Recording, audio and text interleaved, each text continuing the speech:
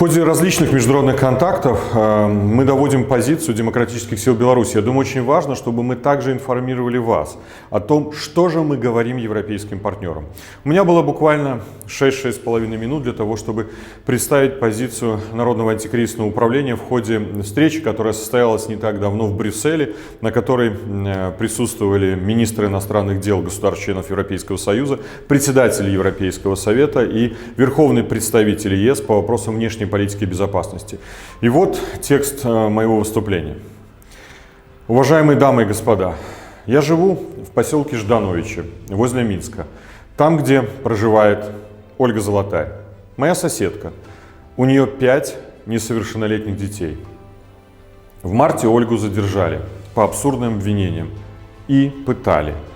Били по голове, душили, повалили на пол и продолжили избивать. Ее приговорили к 4 годам колонии. Знаю, что мои соседи сделают все возможное, чтобы дети Ольги получили образование и должную заботу, пока она не выйдет на свободу. Так же, как наши соседи Латвия, Литва, Польша демонстрируют свою поддержку. И важно, чтобы такую твердую позицию активно разделяли другие страны-члены Европейского Союза, в том числе в рамках программы «Восточное партнерство». Как член Президиума Координационного совета и руководитель Народного антикризисного управления я могу выступать перед вами, первыми лицами Европейского Союза, от имени многих белорусов, чьи голоса были украдены и кто сидит в тюрьмах в эти минуты, находится под пытками и лишен права голоса. Скоро на саммите «Восточное партнерство» будет пустовать один стул. Но это место за общеевропейским столом принадлежит белорусскому народу, и в ваших силах проявить политическую волю. Необходима четкая, выверенная стратегия действий, заключающаяся в 3 инструментах. Непризнание Лукашенко и его правительства, признание Лукашенко и его сообщников ответственными за преступления против человечности и акты международного терроризма, введение действительно быстрых, жестких санкций без изъятий. Давайте будем честными, принципиальными и последовательными. Важно, чтобы страны-члены ЕС приняли как политическое, так и правовое решение о непризнании Лукашенко и его правительства. Непризнание Лукашенко – это дополнительная гарантия для нашей независимости в связи с ростом давления со стороны России. Как бы вы назвали соседа, который использует ложь и подделывает документы, чтобы завладеть титулом, который применяет пытки и насилие, чтобы навязать свою власть, который может взять в заложники всю страну или пассажиров пролетающего самолета, который занимается контрабандой и торговлей людьми, развязывает гибридную агрессию против Европейского Союза?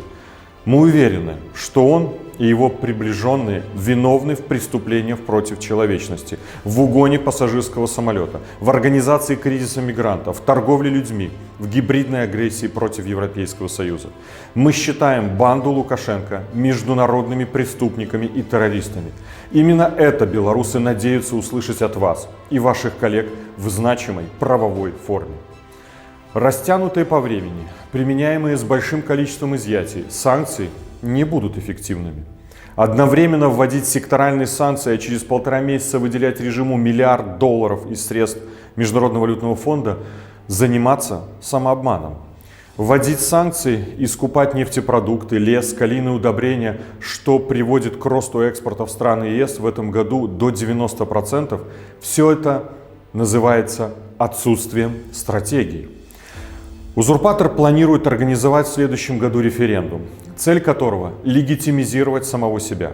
Этот референдум рассматривается гражданами Беларуси как антинародный, антиконституционный акт нелегитимного правителя, результаты которого не будут иметь никаких юридически значимых последствий. Мы считаем, что в Беларуси возможна только одна избирательная кампания – выборы нового президента в соответствии с международными правовыми нормами после освобождения всех политических заключенных.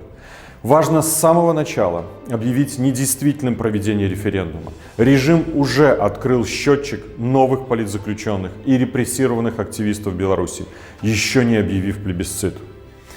No way back to Лукашенко.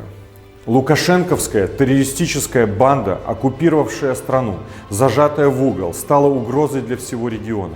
И пока мы, белорусы, при поддержке Объединенной Европы и других демократических стран не остановим его, террор никогда не закончится. Пришло время избавиться от угрозы. В Европе в 21 веке возникла нестандартная ситуация, требующая нестандартных инструментов воздействия. Попытки умиротворить агрессора приведут к новым жертвам, страданиям граждан и росту угроз для безопасности нашего континента.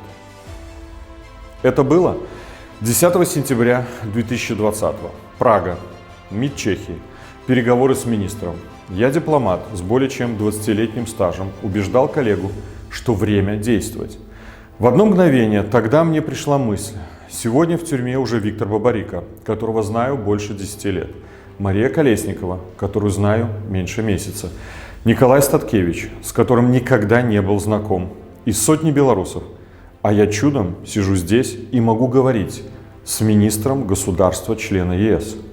Но я же могу говорить, а они нет. Сегодня у меня уже 6 уголовных дел. Более 20 прямых и непрямых угроз убийства за последние месяцы. Но я могу говорить, а они нет. Поэтому я сегодня говорю, как уже полтора года назад. Время действовать, чтобы спасти тех, кто уже в тюрьмах 1,5 года, и тех, кого сегодня в эту минуту пытают.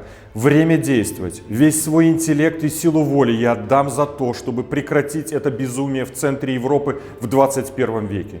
Преступления против человечности и международный терроризм должны получить правовую оценку, и ответственность должна наступить, а справедливость должна восторжествовать. Иначе многие белорусы уже никогда не поверят в то, что в Европе правит закон, а не политическая целесообразность и безволие.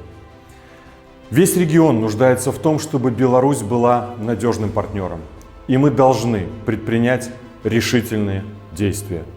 Время действовать.